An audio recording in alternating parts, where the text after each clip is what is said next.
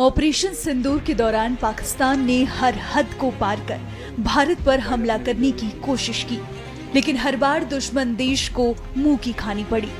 यहाँ तक कि पाकिस्तान ने इन हमलों में तुर्की और चीनी ड्रोन्स का भी इस्तेमाल किया, लेकिन पाक के इन हथियारों के भी भारत ने चीथड़े उड़ा दिए, जिसका सबूत अमृतसर में मौजूद भारतीय जवानों ने दिखाया है। जरा ये झलकियां देखिए, ये महज एक मलबे से ज्यादा कुछ नहीं दिख रहे। पाकिस्तान ने अंतर्राष्ट्रीय सीमा और नियंत्रण रेखा पर कई ड्रोन हमले किए, जिस पर जवाबी कार्रवाई करते हुए भारतीय सेना ने मजबूत वायु रक्षा प्रणालियों के साथ हर पाकिस्तानी ड्रोन हमले को सफलतापूर्वक विफल कर दिया, जिसका जीता जागता सबूत भारतीय सेना के पास मौजूद है। As air defenders of Punjab, सभी जानते हैं कि पंजाब में अमृतसर और गोल्डन टेम्पल यहाँ की सिविल पॉपुलेशन ही नहीं बल्कि पूरे भारतवर्ष के लिए एक हाई रिलीजियस सेंटिमेंट्स और हिस्टोरिक वैल्यू रखता है। इसीलिए इसकी प्रोटेक्शन हमारे लिए टॉप प्रायोरिटी बनती है।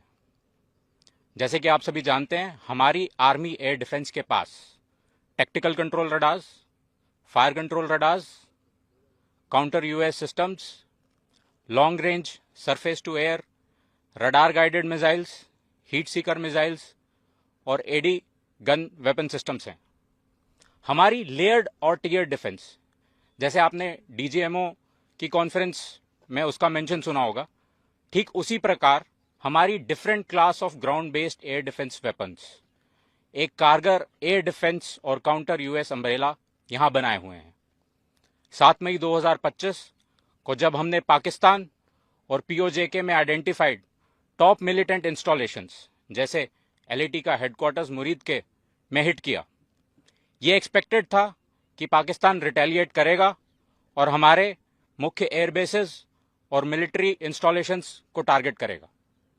बट टू आवर सरप्राइज, कुछ kamikaze drones surface to surface और एयर टू सरफेस मिसाइल्स जो कि डायरेक्टली गोल्डन टेम्पल के लिए वहां से लॉन्च की गई थी, लगभग 3 दिन तक they tried to damage our airbases and military installations. Success नहीं मिलने पर इन्होंने यही कामिकाजी ड्रोन्स और रॉकेट्स को सिविल एरियाज, गुरुद्वारा साहिब और रिलीजियस एरियाज को भी टारगेट किया।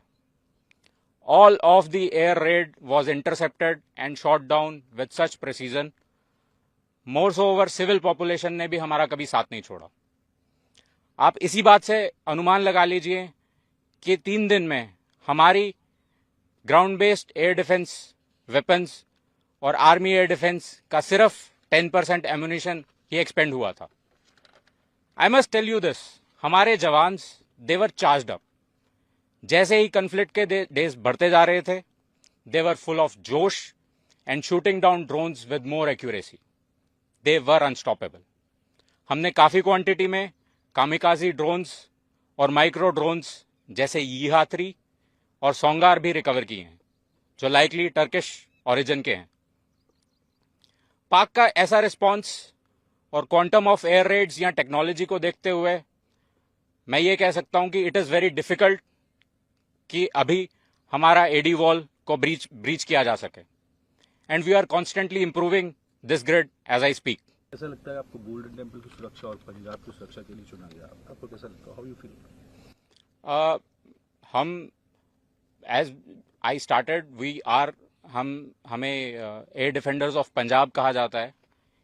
ये पूरा का पूरा इलाका पंजाब का हमारी एयर डिफेंस की रिस्पॉन्सिबिलिटी बनता है। हमने बहुत हायर कमांडर की प्लानिंग के साथ यहाँ पर ग्राउंड लेवल पर इसकी एग्जीक्यूशन बहुत ही प्रिसीजन और बहुत ही अव्वल दर्जे की गई है। आपका अगेन मैं मेंशन करना चाहूँगा लेयर्ड एंड टियर डिफेंस। हमारा एडी वॉल इस तरीके से बना हुआ है कि कहीं भी कोई भी मिसाइल किसी ना किसी लेयर पर कहीं ना कहीं किसी भी वेपन से वो ज़रूर इंटरसेप्ट या शॉट डाउन होगी।